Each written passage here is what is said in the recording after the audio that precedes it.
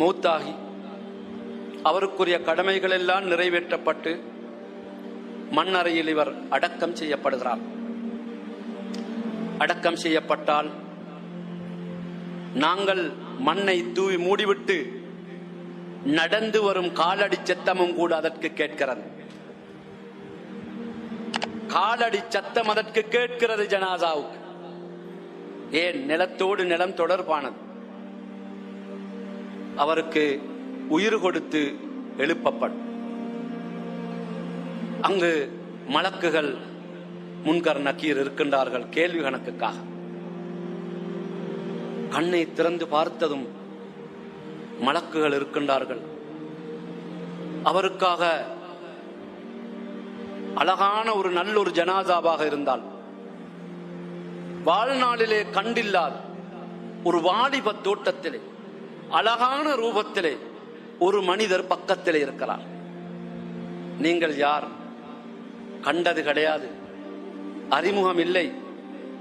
சொல்லும் பதில் அமலுக்க சாலே, நான் நீங்கள் உலகத்திலே செய்த நல்லமல், உலகத்திலே செய்த சுதூதுகள், உலகத்திலே செய்த ஃபர்துகள், உலகத்திலே செய்த சுன்னத்தான அமல்கள், நல்ல கைங்கரியங்கள் அனைத்தும் அழகான ஒரு தோழன், ஒரு நண்பன், உதவியாளனை போன்று அங்கு காட்சி அளிக்கின்றது. அவனுக்கு அப்பொழுதுதான் நான் கபூரில் இருக்கிறேன் என்பதை இவன் உணர்கிறான். உனக்கு நான் மறுமை வரைக்கும் பக்கத்தில் இருப்பேன், உதவியாளனாக இருப்பேன். நம் நௌமத்தல் அரூஸ், புது மாப்பிள்ளையை போன்று நீ தூங்கலாம், எந்த பிரச்சனையும் கிடையாது. இந்த பாக்கியம் கிடைக்க பெறும் யார் இருக்கிறார்களோ அவர்களை போன்ற உன்னதமான பாக்கியசாலிகள் யாருமே இல்லை. அதற்காகத்தான் இவ்வாறான மிம்பர்களிலும் மஸ்ஜிதுகளிலும் ஏனைய இடங்களிலும் உலமாக்கள் தௌவா பணியில ஈடுபடுகின்றவர்கள் எல்லோரும் எங்களை நோக்கி அழைப்பு விடுக்கின்றார்கள். இதற்கு சுன்னாவை செய்யுங்கள், நபி வழியை செய்யுங்கள், சரியானதை செய்யுங்கள், ஹராம் ஹலாலை பேணுங்கள், சத்தியத்தை பேணுங்கள் என்று எதற்கு சொல்லுகின்றார்கள் என்றால், சுயலாபத்துக்கல்ல. எங்களுடைய நிரந்தரமான வாழ்க்கை மறுமை, மன்னரை வாழ்க்கை பல ஆயிரம் வருடங்கள் இருக்கலாம். அந்த வாழ்க்கைக்காக இந்த வெறும் 60 வருடத்தை நாங்கள் வீணாக்கி விடக்கூடாது. அன்பார்ந்த சகோதரர்களே, இது முதல் தினம். அவருக்கு நல்லவர்களாக இருந்தால் அவருக்கான பதில். மலக்குகள் கேள்வி கேட்கும் முதல் கேள்வி, உங்களிடம் அனுப்பப்பட்ட அவரை பற்றி என்ன சொல்லுகின்றீர்கள்? அவர் சாலிகானவராக இருந்தால், நபி வழியின் அடிப்படையிலே வாழ்ந்திருந்தால், குர்ஆன் சுன்னாவை சரியாக பின்பற்றி இருந்தால், அவர் ஒரு சில எங்களுக்கு அனுப்பப்பட்டவர், அவர் எங்களுடைய நபி, அவருடைய வழிமுறையை பின்பற்றினோம், அவர் சொன்ன விதத்தில் வாழ்ந்தோம், அந்த விதத்தில் நடவடிக்கைகளை செய்தோம் என்று பதில் சொல்லுவார். அதற்கு பிறகு அனைத்து கேள்விகளும் இலகுவான. அப்படி இல்லை, அதனுடைய மறுபக்கம். அன்பார்ந்த சகோதரர்களே, அவர்களுக்கு கேள்வி கணக்கெல்லாம் முடிந்ததும் முதலாவது கபூரிலே இருந்த ஒரு வாசல் திறந்து நரகம் காண்பிக்கப்படும். நரகம் எரிந்து கொண்டிருக்கிறது. சாலிகானவர்களுக்கு, நல்லவர்களுக்கு கபூரிலே நரகம் காண்பிக்கப்படும். முதலாவது திறந்து காண்பித்து, இதுதான் உங்களுக்கான இடமாக இருந்தது. நீங்கள் நல்லமல்களை செய்ததனால், அந்த நபிகளாரின் சுன்னாவை பின்பற்றியதனால், ஹராம் ஹலாலை பேணியதனால், ஃபர்துகளை, வாஜிபுகளை, கடமைகளை சரியாக செய்ததனால் நீங்கள் இந்த நரகத்துக்குரியவர்களாக இல்லாமல் அடுத்த காட்சி வருகிறது, சுவர்க்கம். இதுதான் உங்களுக்குரிய இடம்.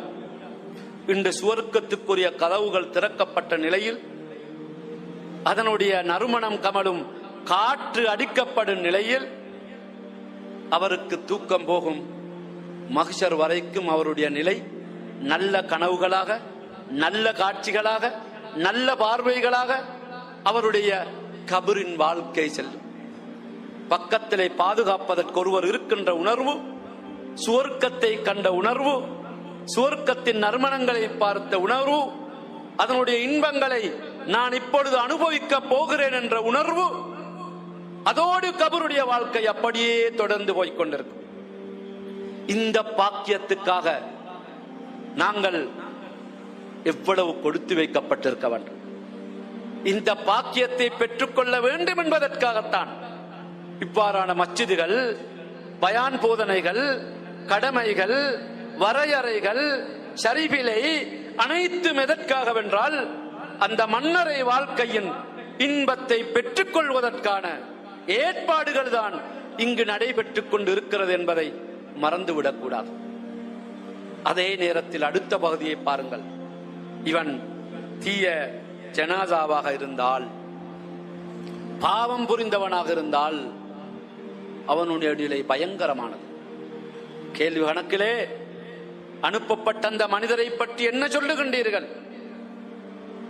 மாதரைத், அவரை பற்றி எதுவுமே தெரியாது, ஒன்றும் கேள்விப்படவில்லை, அவர் யார் என்றும் தெரியாது, நீ அவரை பற்றி அறியவும் இல்லை, தெரியவும் இல்லை, அவரை பின்பற்றவும் இல்லை என்று கடுமையான மொழி, கேள்வி கணக்கில் எந்த பதிலும் அவருக்கு சொல்ல முடியாத நிலை.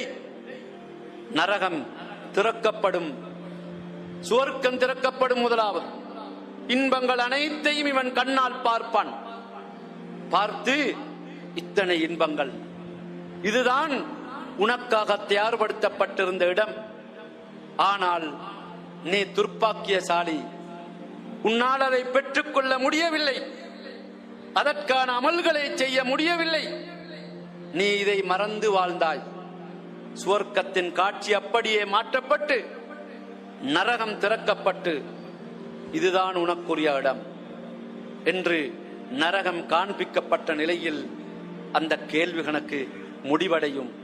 அதனுடைய தீச்சுவாலைகளும் தண்டனைகளும் இவனுக்கு வந்து கொண்டே இருக்கும். போதாமைக்கு பக்கத்திலே கருநிறமான பயங்கரமான தோற்றத்தை உடைய ஒரு மனிதன் இவனுக்கு பக்கத்திலே இருக்கிறான். நீ யார்? எனக்கும் உனக்கும் என்ன தொடர்பு? நான் யாரா? அப்படியா கேட்கின்றாய்? நான் அமலுக்க செய்ய, நீ உலகத்திலே செய்த தீய அமல்கள் நான், தீய செயல்பாடுகள் நான், உன்னை மறுமை வரைக்கும் தண்டிப்பதற்கு நான் சாட்டப்பட்டிருக்கிறேன், விடமாட்டேன் என்று அவனுக்கு ஒரு அடி அடித்தால் பூமியின் கீழே போய்விட்டுவன் வருகிறான். நரகத்தின் தண்டனைகள், தீச்சுவாலைகள் அனைத்தும் இவனை நோக்கி வந்து கொண்டிருக்கும். மறுமை வரை அவன் தண்டிக்கப்பட்டுக் கொண்டிருப்பான் என்பதை ஹதீசுகளில் தாராளமாகவே நாங்கள் பார்த்து கொண்டிருக்கிறோம். அன்பார்ந்த சகோதரர்களே, அந்த முதல் நாளுக்காக என்ன நிலைப்பாட்டிலே நாங்கள் இருக்கிறோம்? எங்களுடைய குடும்பங்களில் ஏராளமானவர்கள் மௌத்தாகிவிட்டார்கள். ஒவ்வொரு நாளும் மஸ்ஜித் செய்தியை கேள்விப்பட்டுக் கொண்டே இருக்கிறோம். போனவர்கள் எல்லோரும் எந்த நிலையிலே இருக்கின்றார்கள் என்பதை தெரியாது. போனவர்கள் யாரும் வந்து எங்களுக்கு செய்திகளை கொண்டு வர முடியாது, SMS அனுப்ப முடியாது, எங்களுக்கு அவர்களுடைய செய்திகளை அனுப்ப முடியாது. எனவே எங்களுடைய நிலை நாங்கள் தான் சீர் செய்து கொள்ள வேண்டும். வருடங்கள் முடிந்து கொண்டே செல்லுகின்றன, புது புது வருடங்களை அடைந்து கொண்டிருக்கிறோம். ஒவ்வொரு வருடத்தின் இந்த வருடத்தின் ஆரம்பத்தை அடைந்தவர்கள் கடைசிக்கு முன்னர் நான் மௌத்தாகுவேன் என்று அவர்கள் அறிந்திருக்கவில்லை. நாங்கள் இந்த வருடத்தின் இன்னும் சில 2 வாரங்கள் இருக்கின்றன, அல்லது இன்று நாங்கள் இப்பொழுது ஜும்மா தொழுகைக்கு தயாராக இருக்கிறோம். நான் இப்பொழுது ஹுத்பாவை முடித்துவிட்டு ஜும்மாவுக்கு தக்பீர் கட்டி இருப்பேன் என்பதில் கூட உத்தரவாதம் இல்லை. எனவே சகோதரர்களே, அமல்கள் செய்யும் விடயத்தில், இஸ்லாத்தின் கடமைகளை பொறுப்புகளை செய்யும் விடயத்தில், குடும்ப பொறுப்புகளை செய்யும் விடயத்தில், ஒற்றுமை, நேர்மை, சகோதரத்துவம் போன்றவற்றிலே காலதாமதம் கிடையாது. அடுத்த நிமிடத்துக்கு நிச்சயமில்லை. எனவே முதல் நாள் இரவு நீ திருமணம் முடித்த அந்த தினத்தில் எந்த மகிழ்ச்சியோடு இருந்தாயோ அதே போன்றொரு நிலை கபூரிலே எங்களுக்கு வேண்டுமென்றால் நாங்கள் அந்த கபூரின் முதல் இரவை நினைத்து பயந்து அமல் செய்து எங்களை நாங்கள் சீர் செய்து கொள்ள கடமை.